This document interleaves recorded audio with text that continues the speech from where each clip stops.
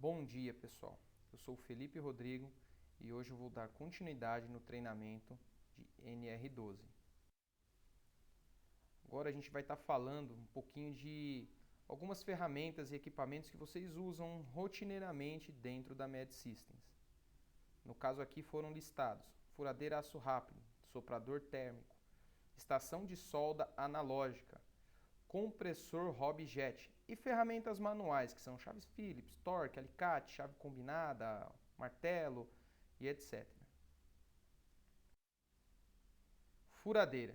Aqui a gente vai estar falando um pouco dos tipos de furadeira que existem, né? Para a gente saber as aplicações, né? Então a gente tem a furadeira de impacto, né? Ela é projetada para estar furando materiais duros, né? Principalmente concreto, alvenaria. Tem a furadeira aço rápido, né? Ela é projetada para perfurar materiais como chapas de aço. Na verdade, essas duas furadeiras elas são a mesma, né? Porém, você tem a mudança na chave dela para impacto ou não. Furadeira portátil seria aquela furadeira bateria que é mais para reparo doméstico, né? E algumas tarefas que exigem um pouco mais de manobralidade. Porém, hoje nós temos umas furadeiras portáteis muito fortes, que elas podem também ser usadas para furar concreto e aço, que elas são muito fortes mesmo. Tem umas furadeiras de impacto muito fortes. Furadeira de bancada, né? Ela é ideal aí para trabalho que demanda um pouco mais de precisão, né? Como carpintaria e usinagem, né? E furadeira industrial, que é utilizada em indústria civil, né? Pesada, né? E ela exige um alto desempenho e durabilidade. Muitas vezes o pessoal usa essas furadeiras para fazerem furos grandes em concreto, com serracopos enormes. Ela tem que ter um resfriamento a água ou a óleo, né? Para não queimar a broca. Então essas furadeiras são furadeiras bem grandes. A gente também tem que conhecer um pouco dos tipos de broca. Por quê? Não adianta eu ter a furadeira adequada se eu não usar a broca adequada, né? Então aqui eu vou falar aqui de alguns tipos de broca, né? Broca três pontas, ela é utilizada para perfurar madeira. Broca de vidia, ela é utilizada para perfurar concreto, mármore e você tem várias especificações do tipo de vidia, né? Você tem brocas que elas têm uma vidia diamantada, que ela corta até aço, né? Quando o pessoal vai furar o piso, né? E tem malha de aço, a vidia normal ela queima, né? Ela quebra e não consegue perfurar o aço. Você compra uma broca de vidia diamantada e ela consegue perfurar essa malha de aço. Você tem a broca de aço rápido, que é projetada para perfurar materiais metálicos, né? Tem broca SDS Plus e SDS Max. Essa também é projetada para perfurar concreto, granito, mármore, tijolo, vários tipos de materiais aí de alvenaria em geral. E ela tem esse nome por conta do encaixe dela, né? Ela tem um encaixe estriado, é um encaixe um pouco diferente, né? Então você tem a furadeira SDS Max, Broca Max, SDS Plus, Broca Plus. E você também tem uns adaptadores para você poder usar outros tipos de broca nessa mesma furadeira.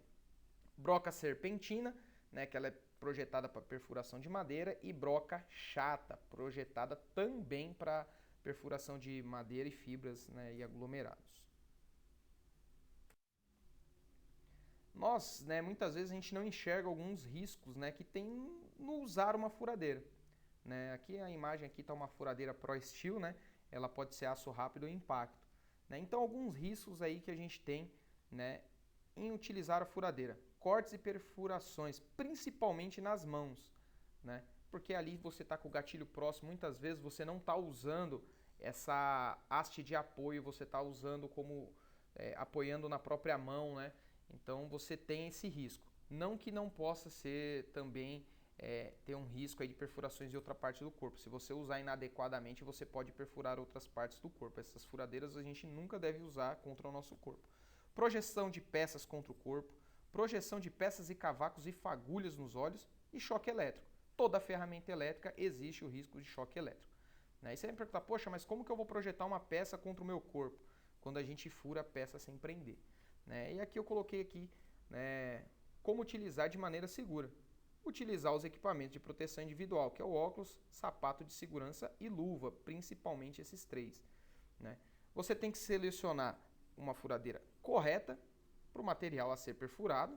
Você tem que pegar uma broca correta, né, também para o material a ser perfurado, conforme eu disse no slide anterior. Não adianta você ter uma furadeira para concreto e usar uma broca para metal. Não vai furar o concreto e vice-versa. Toda vez que você for furar, você tem que prender a peça que ela vai ser perfurada. Porque muitas vezes a pessoa fura, por exemplo, segurando na mão e a mão escapa e a peça gira e pode se colidir com a própria pessoa e causar um acidente. Você tem que saber ajustar a velocidade da furadeira para o tipo de material que você vai estar furando e você também tem que fazer uma inspeção adequada, né, no equipamento. Verificar gatilho, mandril, cabo, plug. Eu já vi furadeira que ela estava com o gatilho travado. Você ligava, ela já acionava direto. Isso é inconcebível você usar um equipamento desse, porque só no ligar você pode sofrer um acidente. Soprador térmico, né? O soprador térmico ele tem como principal função, né, liberar ar quente gerado por uma resistência interna que expele pelo bocal da pistola. Né? Então essa é a principal função, ela tem, e isso serve para várias coisas, né? Esse ar quente ele serve para várias coisas. Aqui eu tenho algumas aplicações, né? Você usar aqueles termocontráteis, remoção, né, de circuito interno, né, para você derreter as soldas, né, em peças eletrônicas. Tem pessoal que usa o soprador térmico para secagem de pintura automotiva, aplicação de sulfilme, remoção de tinta, trabalho de artesanato, moldagem, né, vulcanização, colagem, remoção, moldagem de cano PVC, né? Muitas vezes a gente precisa fazer uma curva diferenciada, o pessoal molda com um soprador. Serve para você descongelar a tubulação e para derreter estanho. Tudo isso depende da potência do soprador que você está querendo utilizar. Os principais riscos: queimaduras, novamente, principalmente nas mãos, porque você trabalha com ele nas mãos, e choque elétrico, novamente, por ser uma ferramenta elétrica. Toda vez que for utilizar esse equipamento, a gente não pode utilizar virado para nós, sempre para frente. Então, como utilizar de maneira segura? Utilize equipamento de proteção individual, óculos de segurança, sapato de segurança e uma roupa adequada ali e luva. Não utilizar o equipamento próximo a líquidos inflamáveis ou explosivos. Ele gera calor, então a gente não pode estar utilizando esse equipamento, né, em local que tenha uma atmosfera explosiva. Não pode encostar nesse tubo metálico da frente até ele ficar em temperatura ambiente, ele fica muito quente. E também temos aí que fazer inspeção no equipamento, verificar gatilho, cabo, plug. Estação de solda analógica, ela tem como principal função remoção e soldagem de componentes eletrônicos, né, de placa. Né? Então, qual que também são os principais riscos? Queimadura, principalmente nas mãos novamente, e choque elétrico. Né? Então, a gente deve usar aí óculos de segurança e luva toda vez que for estar utilizando esse equipamento. Não utilizar também próximos em líquidos inflamáveis ou ambientes explosivos, ele gera calor. Não encostar na ponta metálica da caneta, ela é muito quente, pode queimar mesmo você estando com a luva. E fazer inspeção também, né? Verificar o seletor de temperatura, cabos, plugs e etc. Aqui a gente tem o compressor Hobjet. Né? Esse compressor ele é mais usado aí, né, em serviços domésticos, né? Então ele tem ele fornece uma pressão de ar comprimido conforme a tabela aí de pressão e vazão, né, que você escolhe quando vai adquirir. Para que ele serve? Retoque de pintura e pequenas pinturas. Ele pode servir para inflar pneus, piscinas, pulverizar placas e motores. Aqui eu peguei do próprio manual do compressor, né, alguns modos de utilizar. Riscos: inalação de poeiras e névoas. Novamente, choque elétrico. Você vê que o choque elétrico se repete em todos.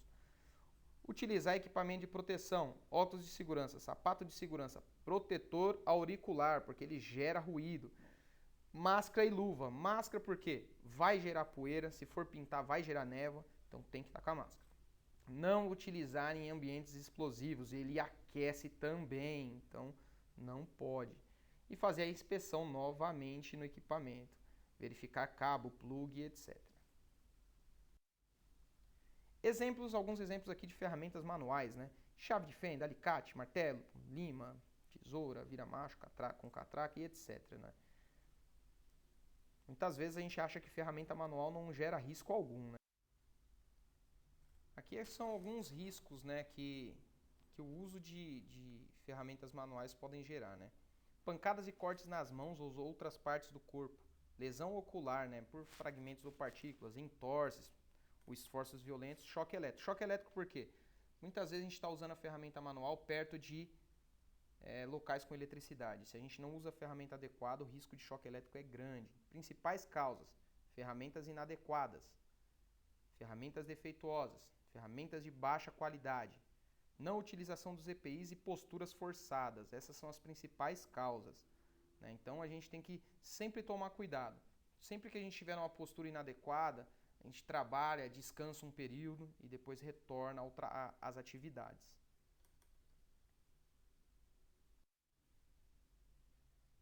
Aqui são algumas medidas de redução de risco, né? Então, usar ferramentas de qualidade e adequadas para o tipo de trabalho. Não improvise ferramenta.